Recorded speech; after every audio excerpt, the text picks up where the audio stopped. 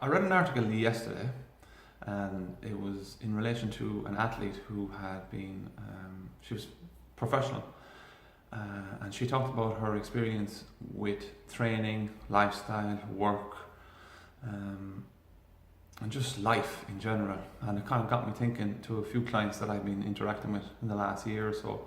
But one person came to mind immediately, and I'd like to share that story, if you don't mind. He came to me, he's 17 years of age. He was doing his leaving cert that next year. So he's in leaving cert a year. A very good Gaelic player. He was very good to the point where they said, you know what, go up and train with the intermediate, which is 20-year-olds. So he went training with him. But before he went training with him, he had been training very, very hard himself. Of course, you have to be super fit and super strong to go training with the big guys. So his coach had him on a very high intense training program.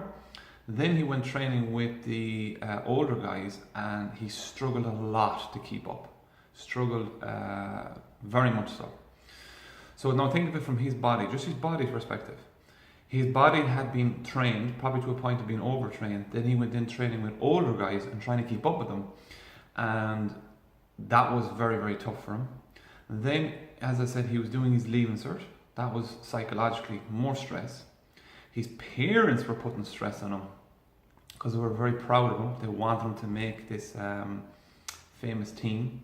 So there was stress there. And when he came into me, to put it bluntly, he was broke. Literally broke. Broke to the point of, not physically, but psychologically. Because his coach of this, call it, I don't want to say too much, his coach of the older Gaelic team told him that he's running like an old man. Now, he was then sent to the club physio, and the club physio told him that his two hamstrings were very weak. So you're just adding more insult to an already bruised and damaged both body and mind. So when he came to me, his complaint was that he has no power in his legs, and he feels like that he just needs to give in. So I went through a full assessment with him, both in here and outside, and I assessed him how he ran. Like anyone in the world, you're going to pick up on stuff biomechanically. But mostly, I had to just process the whole event that he had going on in his life, which was all the stresses, everything. There was so much stresses, and his body just could not cope. And it was at a point where it was just, I'm exhausted.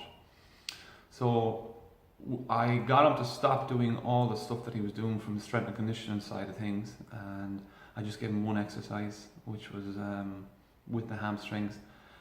We played back the video over and over and over again. I tested his hamstrings in every way, which way possible, and he then realized that his hamstrings were not weak. Just biomechanically, we need to work on some small things. And he realized that there was a lot of pressure, but mostly he figured out they were coming from his parents. And he had a bit of a moment in himself, and he realized that there was extra stress put on him. So that was all good. He left here, and he's the original guy who sent him down. He's also a coach for Gaelic.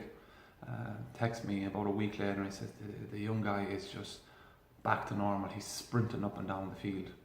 Now, nothing could have changed that quick, but in a structural perspective.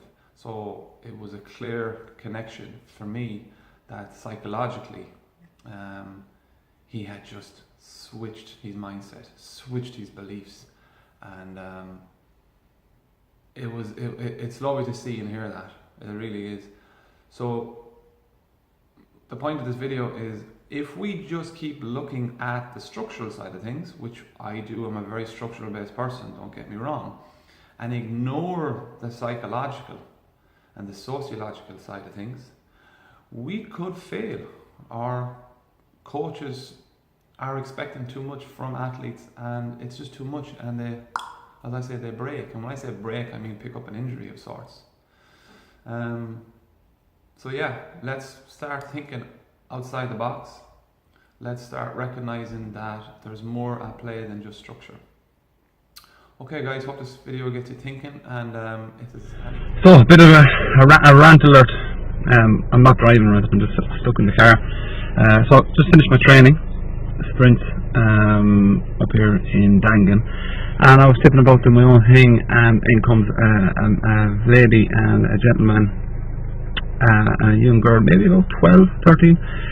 But what I'm getting at is, in the space of the half hour, 45 minutes they were training beside me, she must have done about 25 different sprint drills with her, and given her different cues for every single sprint drill.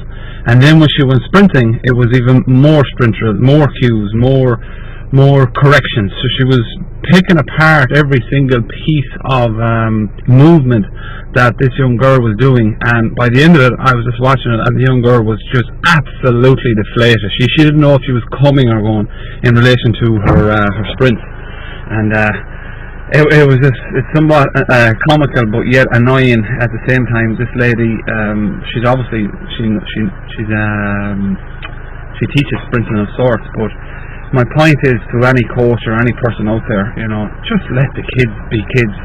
Give them one or two cues, and let that settle with them. You know, destroying their brains with words and language of descriptions that mean no relevance, because nothing was transferring over. Because how can it? There was no transfer over because it was just too much input. And then the output, which is the movement, which was totally, it was actually worse when she got there, because she was mentally drained, and she was going from one drill to the next, to the next, to the next, to the next, to the next. So I suppose my rant is, if you're a coach of sorts, just take a breath. If you're a coach, just step back. Let the kids enjoy one or two things that you give them, and let the exercise be the coaching itself. You don't need to be harping on and shouting out words every 10 seconds. You just don't. So there's my Saturday morning rant after my sprint training, which went well. Have a great weekend, guys. Take care.